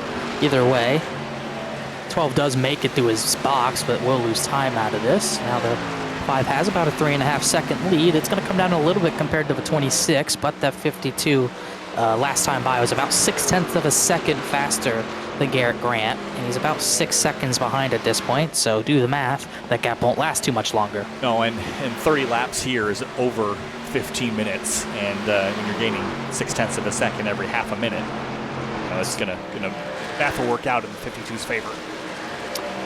Unless we get that yellow, but really spread out at this point. Now everyone on fresher rubber, and more spread out than we already really were. There's a battle for 17th. That's Adam Capps and Ryan Swan. Capps is in the wall. Never mind that battle. Keeps it straight though. Looks like Balliette's in. Laps down. Doesn't matter. So Garrett Grant is holding this lead for longer than I thought he would, and so when you get an overcut, or I guess an undercut, that gives you that big of a lead for this long. Had we gotten that yellow flag, he would look like a genius. But I just, still got a couple laps where I think he's got an opportunity. But this obviously won't play on the long run, but this is a little bit of an investment in some short-term chaos, maybe helping you out. If he can get second out of this, I don't think he'll win this race if it goes green, but with the way the times are looking right now, he could very well keep a runner-up spot at this rate. The only driver that has a significant tire advantage over him is Jake Matheson. I mean, there's 3-4 laps here and there, but that's not enough to run him down from 10 seconds back. No. As you say there, that Poole and Curran work 2 tons faster, but they got to do that consistently to make sure they can get there. Matheson has just been unstoppable this season. And think a season ago, James Scioli was lighting the fires in every series he was in, but it's been Matheson this season that has been the most impressive across all of Aria's ranks. Yeah, he's not even running all 3. Right. Not in the Pro Series. Said he might run races, we'll see. But he's got more wins than everybody anyway, doesn't he? Combined? I would think so. Nichols has 2 across 3 series. I guess Scioli's got a handful. Scioli does have a lot in the Pro. Yeah. But I think Matheson, he's got 3 or 4 in Cup now, and this would be his 4th in trucks, so I think he would still have it. We'll do the math sometime else. On the season, Matheson. So this would be his 4th if he were able to bring it home. He won back at Kentucky, and then at both the Charlotte Roval and the Charlotte Oval. Weishart moving by 49 of Danny Ware, and Colin Fambrough should follow him through in the Valvoline Chevy. Once again, it's still the scary part that he could have won more races. He had Michigan pretty much in the bag, late race yellow, tire strategy, and then a crash doesn't work out in his favor. Took him from that win, took him out of contention for that completely. I believe he was fast at Atlanta, was not able to stay in the running for that. Also Vegas, had contact with Scioli, was not in contention on that green-white checkered for that win. And then Darlington, nothing happened with Darlington, but got flat out ran by John Hall.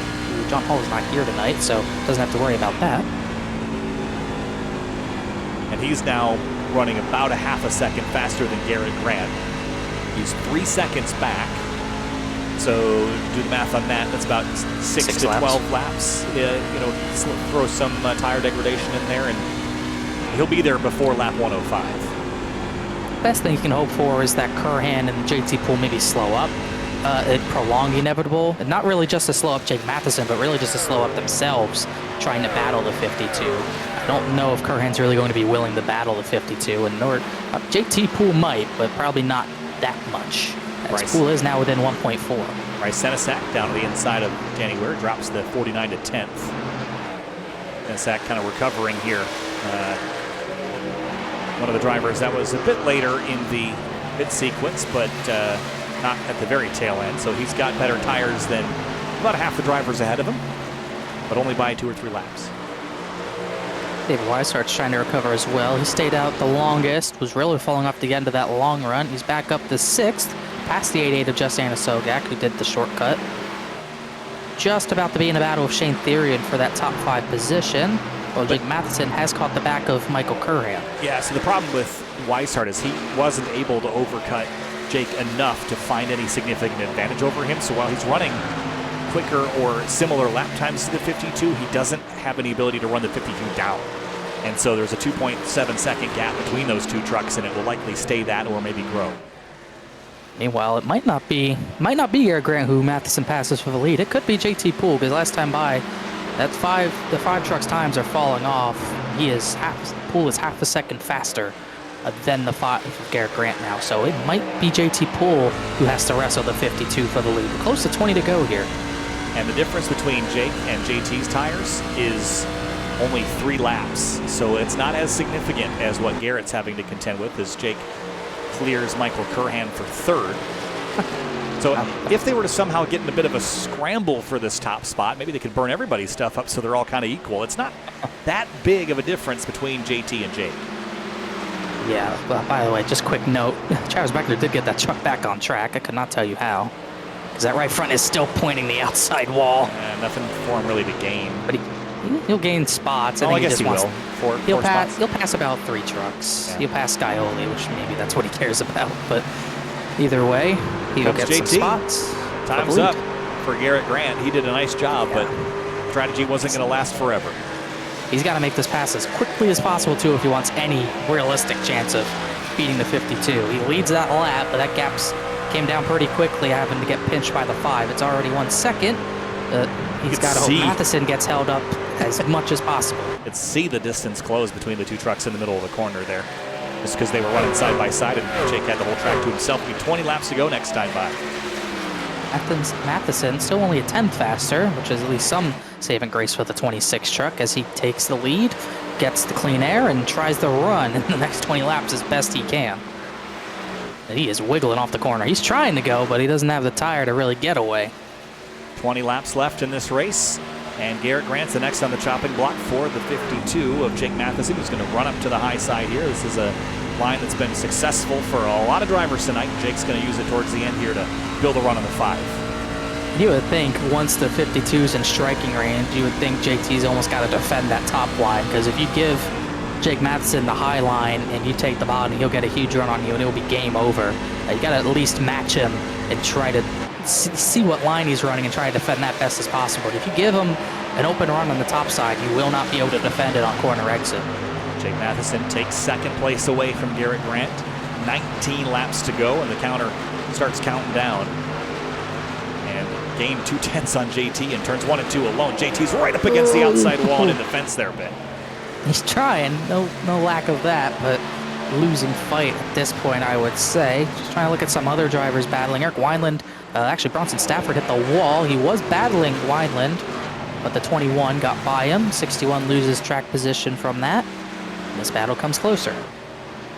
Yeah, JT's going to have to fiercely defend this. And I would hope we're yellow is what he's got to do. And JT's winless this season. Jake has 3. So JT knows that he can use up the 52 a bit, but at the expense of maybe a relationship that he would need come playoff time to be healthier. You know, do you want to create your enemies now and get that win, or do you want to maybe try to go at it next week or at Talladega? He's IRP first, and he won there last season, so that helps him. He's about 20 points behind the cut line coming in tonight, and that was Ryan Swan he had to battle with. So it's going to be a pretty big points gain on that cut line, even if he doesn't win, because Ryan Swan back in 22nd position, and really no one else near JT Poole on that cut line is going to be gaining a lot. So even without a win, this is a big night for the 26. He's going to battle for this as much as he can. He'll get the run off the top, but I just think Matheson's got enough tire to the point he could just fire it into 3 at will and take this lead here. Yeah, I don't know that JT's got a lot. He's going to pinch him. He's going to give it a try, but it might be a losing battle. See him slide up the track there in 3 and 4, and Jake should be able to complete this, but what does JT do in response down here at 1 and 2? The only thing he can do is really hang on the door and try to force him to make a mistake. I don't think he can do that. He'll have tire through center, and Jake Matheson will now be gone with 16 to go. Yeah, and he's got the best tires of anybody down to 11th place in Wineland. So JT just gave him the wave on the camera, and now they're going to deal with Adam Capps, put him another lap down, or just 1 lap down rather. Looks towards the bumper, won't be able to get to it. Now at this point, it's just maintain second place. His only real battle for that position should probably be Michael Curran. I don't think David Weishart will come into play in time, as Curran's got to get through Garrett Grant first. That battle's actually going to be closer than the one between the 5 and the 26 was, as it looked like Capps might have gotten the wall, or just let them by. Couldn't tell. I think Capps did get the fence there that time. Here's Curran working over Grant for 3rd.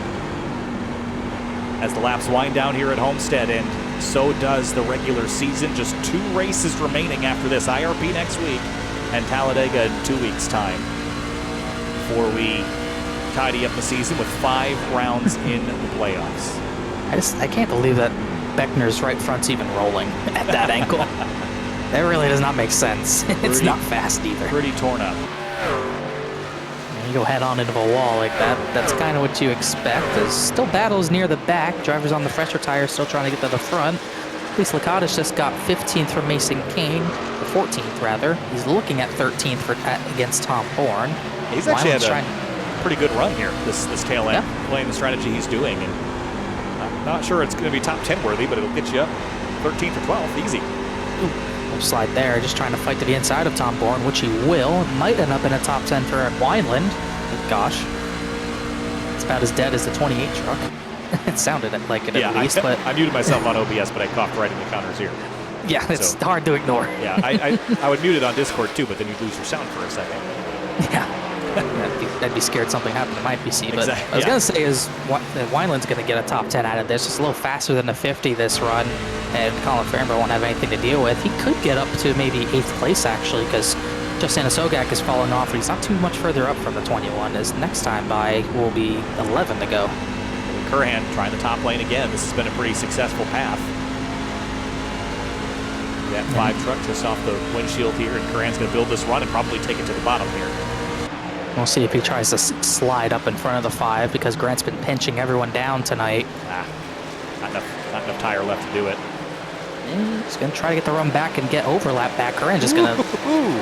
Curran didn't really take it from him, but Grant kind of tried to undercut him, get the crossover, but not willing to do so. I think he knows this is a losing battle, but looked back inside. But I think Curran has his 3rd position. Garrett was running 4th or 5th prior to the whole pit stop thing anyway, so this is still kind of where he was running. And I don't think he'll be disappointed with a P4. I don't think so either. He's had a great run. Really great run this for compared to what his season's been. He's 21st in points, so at least get him inside that should get him inside a top 20 cut line just in case he does win one of the next 2 races. But he's only had 1 top 10 all season. That was back at Milwaukee. His next best finish besides that, 12th, 13th, and then 18th. Rough season for him so far. This is actually the first race of the season he's led laps in, so it's been a rough season for the former Homestead winner, but it's going to be some momentum to get in the last 2 races. 10 laps to go. Jake Matheson extends the lead to about a second as Weishart and Therian go at it. Weishart 2 laps fresher tires. He'll be maybe a little disappointed because it almost seemed like he was the guy to beat. When the 52 got by him, it started to really fall off. Mason Kane and Danny Ware trading spots here for 14th. With the 31 up and the 49 down. 8 lap holder tires on the 49, and now he's got 38 laps on that tank of fuel as well. Could be able to go to the end though. Oh, don't think he'll have an issue. Got passed back by Therian. Yeah, that was a big lunge there for the 38 and was able to complete it and push the 33 back a little bit. And David's got fresher tires, as we pointed out, so to lose a spot, he must have had a mistake. So let's go back and have a look. At a lap he ago. gave Therian the top in 3 and 4. I saw that, but not think Therian to be able to clear him back. Yeah, see the 33's got the advantage here. Big slip right there. Wow.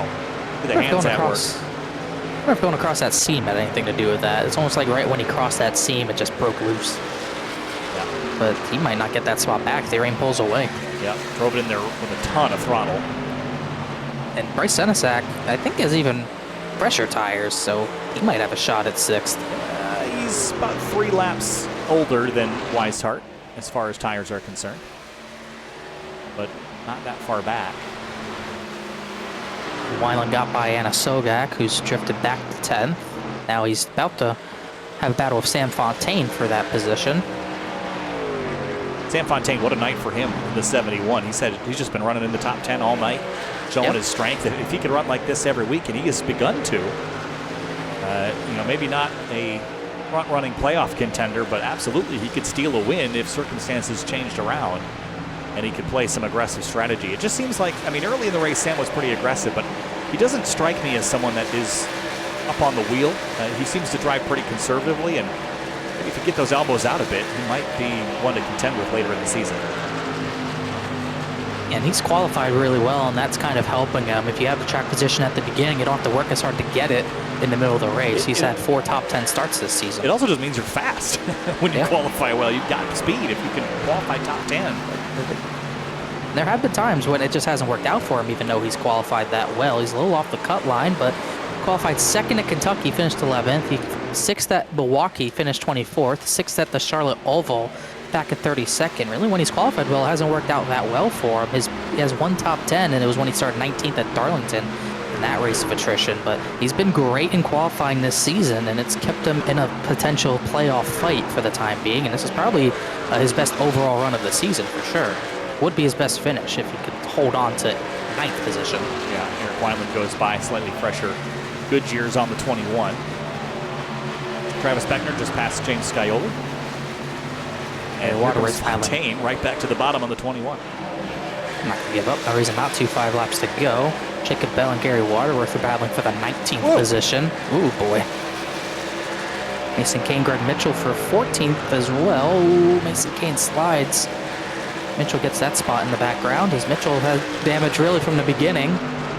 It's been tough to recover from. He was one of the other trucks involved in that issue at the beginning with the backstretch. Yeah. Nowicki. Yeah, I was trying to finally came to me there just talking about it. Here's Senesac and Weishart trading positions. Gives Senesac 6th.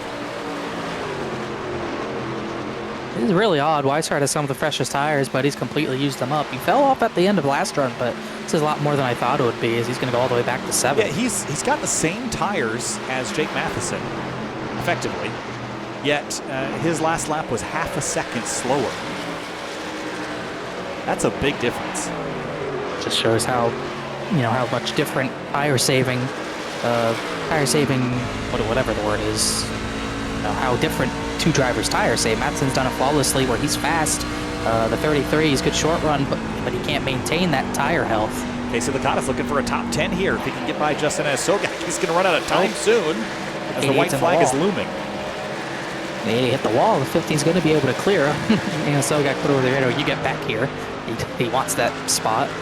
Another one who's had a rough season is the 50 of Licata's. No finish is better than 19th. Well, that was all the way back at Daytona. Going to fix that tonight if he can just finish another lap and a half here. Jake Matheson way high in 3 and 4. It has just been a spanking so far this season in a couple of different series, this one included. White flag, 1 lap to go here at Homestead Miami Speedway, and I mentioned vacationing earlier in the broadcast right at the top of the show. And Jake Matheson could kick up on the beach with the points advantage he is going to have heading into the playoffs. It's just been an exceptional season. 3 wins so far. 2 came at Charlotte in the Roval and Oval races that were back-to-back. The other came at Kentucky in race number 3. But the 10th race of the season is going to go to Jake Matheson. After leading 52 laps en route to victory, Jake Matheson gets it done at Homestead Miami. Another dominant one for him. 52 and 26, top 2. Curran, Grant, Theory in the top 5. Senesac, Weishart, Weiland, Fontaine, and then Licata's does get 10th from Anasogak. So good run to the end. Like we talked about, accustomed to seeing green flag runs as James Shanewoolf comes across the line slowly. I think he did run out of fuel. He was one of the earlier drivers to pit. But once again, another long run in this race as everyone gives congratulations of a dominant Jake Matheson. Yeah, nice green flag race tonight. Only 2 yellows, both early. Continues the trend of having really long green flag races here. Lots of strategy. Whoa, the 50 doing a celebratory slide there as well. Look at that. He's happy to get some luck to go his way. Throwing a little grid life drift at us there with grid life on the quarter panel. Oh, at the pit wall. Whoa. No. He's just happy to get that finish. As Matheson, he's going to make sure clear stack as well. That was fun. He might not have hit it, actually. No, I don't think he did. That was well executed. Everyone's happy with their finish. I think everyone's happy that it went green. Grant's doing burnouts. No one happier than that 52. And the pace is slow, so this race was fairly long. I think everyone just, without a lot of yellows, didn't get a lot of breaks. Now they can celebrate. But Matheson, JT, and Michael will talk to here shortly. And Jake will slide to a halt on the well, he's going to go do the road course for a bit, I think. Let's have a look at our race results before we talk to your winners and sign off for the night. Jake Matheson wins here at Homestead Miami. 52 laps led, Connor. He just put on a clinic tonight. 52 led 52. Who would have seen that coming? Definitely looked like the 33 had the pace at the very beginning, but once Jake Matheson took that lead, and once we got a really long run to the end, he flexed his muscle and was 10ths a lap faster than everyone else, and there was really no contest near the end. Good finishes for a lot of drivers. Garrett Grant 4th, that's great for him. Senesac, Eric Weiland to 8th, Fontaine and Licata's. Really some feel-good nights for a lot of drivers who probably needed them badly tonight. Yeah, really good results there, especially for Licata's to snap that 19th or worse finishing streak since Daytona, so that'll put him in the right direction for subsequent weeks. Let's head on down to the rest of the order here. Justin Anasogak, Colin Fambro, Tom Bourne, and Greg Mitchell in 14, all the way down to 14th. Mason Kane ended up 15th tonight, but I think the surprises and the unfortunate ones came in the form of James Scioli not making the start of the race, ending out early, and then of course Travis Beckner with that big crash and that put him 62 laps down and finishes 25th. And Brad Slaughter Jr. in 29th, the internet just not cooperating with him, relegates him down the order. Thankfully for him and Travis Beckner, they have wins to fall back on this season. That's 7 of Scioli, not the case. We go into the last 2 weeks of the regular season at IRP in Talladega with him just barely inside the top 20 and about, I would say, 40-ish points behind that cut line. It's almost certain we'll need a win from him in the next 2 weeks. Well, Michael Curhan started this race in 5th, ends up in 3rd, a podium and a top 5 for you, Michael. Congratulations. A nice green flag run tonight. Almost flag to flag, only 2 early yellows. So a lot of it came down to strategy, when to pit. You pit a little bit before the guys ahead of you did there at the tail end, but had good pace. And I'm sure this will be a great points night for you here as we trudge towards the playoffs. Yeah, absolutely. Another strong finish for the 24. I'll take it. It's good. I was curious how the pit strategy was going to play out. Honestly, I'm surprised I didn't see the couple guys that I was racing with right before the pit. I didn't see them again, so I don't know if I got quicker or if they had issues. But yeah, P3, it's a real strong finish. I'll take it. Yeah, great night for you. Of course, we saw tons and tons of tire wear, very different from last night, where the tires just got worse. They didn't get slower. Tonight, over 2 seconds of fall off. How tricky is that to manage, especially with the temperature changing so much and the racing lines changing over the course of the race? Yeah, great point. Yeah, it was. Do you save your tires early and try to pass people later, or vice versa? Do you go hard to start with and then pay the price later? It was definitely a strategy and a balancing act on should you save your tires or not. So it was a huge factor tonight. I think I left a little bit on the table there on that last run to use up the rest of my tires. I was trying to save as long as I could. And I was starting to catch JT there at the end, but ran out of laps. I didn't time it out right. So it was definitely a big factor for sure. Well, Michael, congratulations. P3 night, the number 24, Ford F-150. Congratulations, and we'll see you at IRP next week. Thanks, Kyle. I'd like to thank Fazekas Motorsports, NAI, Leo Bram, Fame Construction, and Flash Picks, and all the teammates at Fazekas Motorsports for their help. Absolutely, Michael. Thanks so much. Thanks, Kyle. And second place tonight was JT Poole, giving it his all to defend from Jake Matheson there at the end. JT, you weren't quite able to hold him off, but you gave it your best effort, led a couple laps there towards the end, and just weren't quite able to steal it. You gave him everything you could have, and you tried to get down to his bumper there and then waved goodbye as he drove away. So we had fun watching that. But take me through your night in that battle there at the end. Yeah, I knew I wasn't quicker than him. That first long run we had, we were pretty even. I think I may have been a little quicker. And then we both plateaued in like the 6/10 range. And we were pretty even, but I pedaled off the corner one time and I kind of toasted my rears, and I was probably 10 degrees warmer than he was. And he checked out, so I pitted early. We were pretty aggressive on pit road. I don't know how he didn't speed. We gained a lot of time on him, but he obviously got back to us, and we finished second for the 7th time in our area career. So sucks losing. Wish we could win, but good points day. Yeah.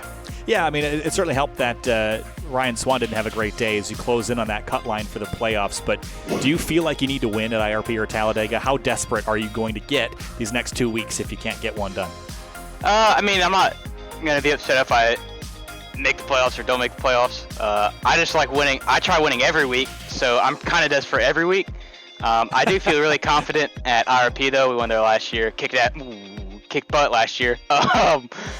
And we've always been pretty good at the plate tracks, so I'm pretty confident. In the first round of playoffs with Bristol, we're good at the short tracks. So we're just trying to put our way in. If we don't make it, whatever. We just like winning. I don't really care about championships because those are hard to come by. But yeah.